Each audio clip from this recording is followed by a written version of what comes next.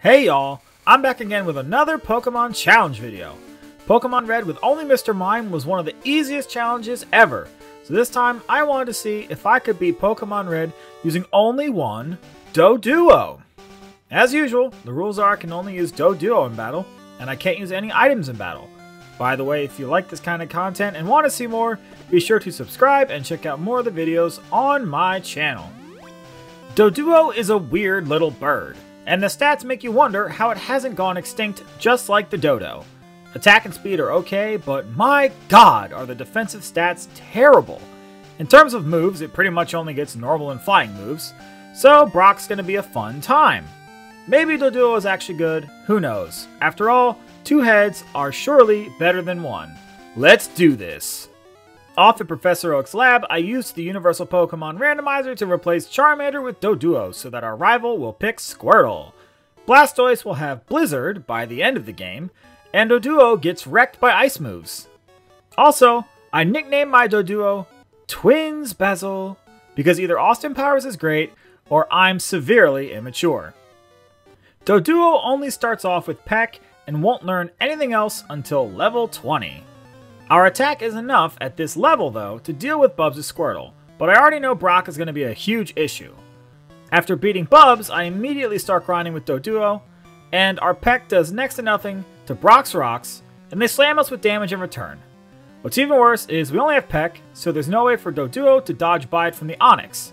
So there's no way to do this one until I blast a bunch of bugs in Radiant Forest, and now Doduo is level 19, and after we knock out the Geodude, it hits level 20 and we learn Growl.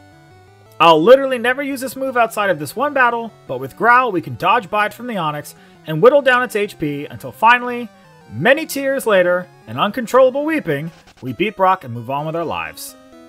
After passing through Mount Moon, we take on the rival Bubs in Cerulean City, and Doduo is strong but frail, so every battle at this point is a race against time. You can see Bubs' Pokemon do just as much damage as we do, so you can bet your toasty buns I had to try this battle multiple times before I was able to win. After Bubs, we go take on Misty, and Doduo now has Fury Attack, a multi-hit move that sometimes does more damage than Peck. Also, multi-hit moves chain critical hits in this game, so sometimes we'll hit 5 consecutive critical hits on a Fury Attack. That doesn't happen here though. Instead, we lose continuously to Bubble Beam, until eventually Misty forgets how to battle. Aboard the SS Anne, we take on the rival Bubs once again, and before that battle, we teach Body Slam to Doduo, which is an incredible move for the brainless bird. Our attack and level are high enough by now that we're cleaving through his entire team in basically a single hit. Even with minimum battles, we're always over leveled for this one. Now it's time to take on Lieutenant Surge, and you would think that this would be hard since he has electric types, but Doduo's Body Slam is actually a one-hit KO on every single one of his Pokemon, except Raichu, who paralyzes with Thunder Shock and then outspeeds to knock us out. On the next attempt, everything goes the same as before, except this time, Raichu doesn't survive our Body Slam, so I guess it was a damage roll.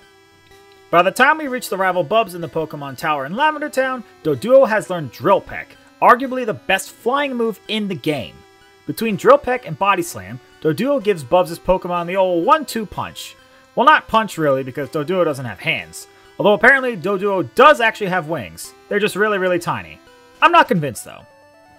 After that weird little tangent, I head over to the Celadon City Gym to take on the Grass-type gym leader Erica. All things considered, you would expect this to be an easy battle.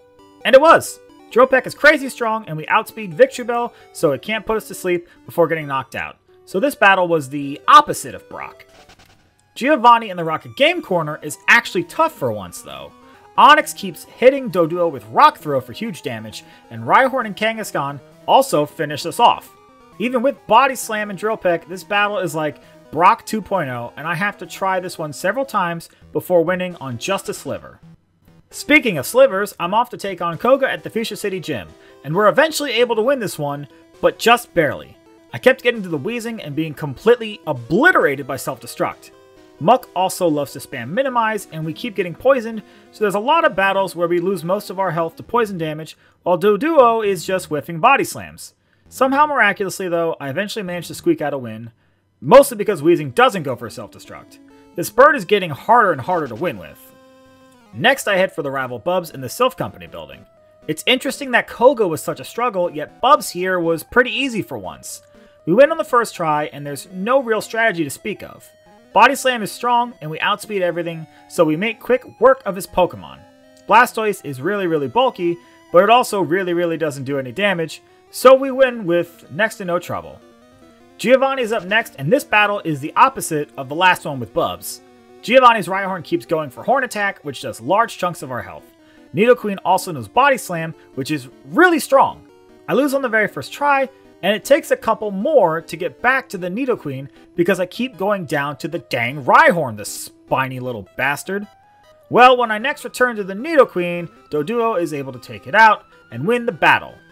Which is nice, because I'm pretty exhausted of these bulky rock types just stonewalling our bird.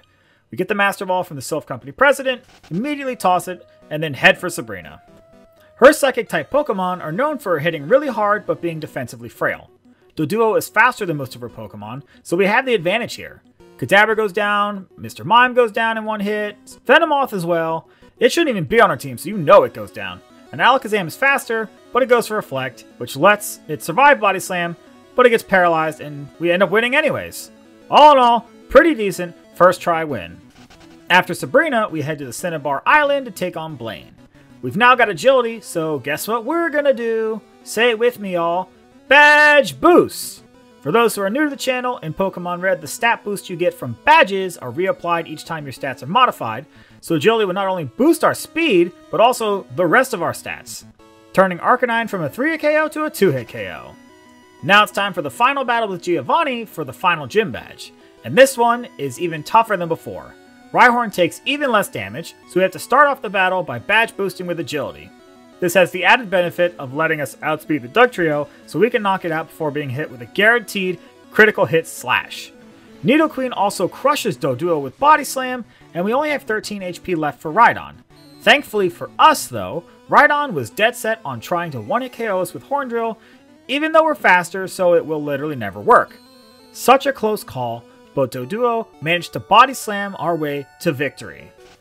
The rival fight afterwards with Bubs should have been harder than the one in the Silph Company, but it actually went about the same.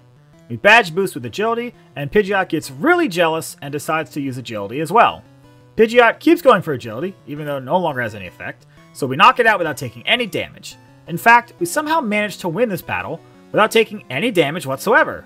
We level up before the Blastoise, and leveling up removes our badge boost, don't forget, so we do less damage, but we also paralyze it with Body Slam, so it whiffs the Skull Bash and we win easily.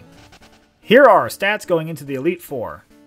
They're pretty bad, so you can bet this one is gonna be really difficult.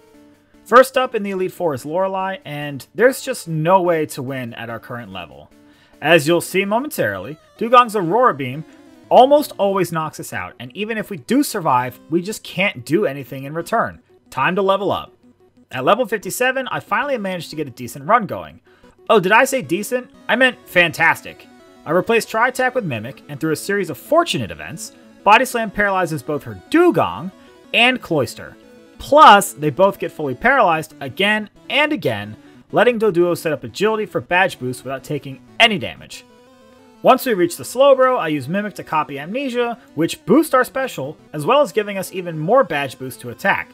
Slowbro goes down in 2 hits, and Jinx goes down in 1 hit as well. Lapras survives Body Slam, but the cherry on top is that we get yet another full paralysis, letting us win the battle without having to risk a Blizzard critical hit, which would, most certainly, take us out. It's important to note here that I tried that battle over and over, using Lorelei to gain experience until we were finally able to win, and while it looked pretty lucky, just remember that I spent more time on attempting that battle than I did playing the rest of the run before this point. I guess the moral of the story is, we take those. Next up is Bruno, and you'd think after the trouble we had with Brock and Giovanni that this would be problematic, but honestly he's not that bad. Onix has Rock Throw, which does a lot of damage, but he also likes to lock himself into Rage, at which point it's pretty much a guaranteed win.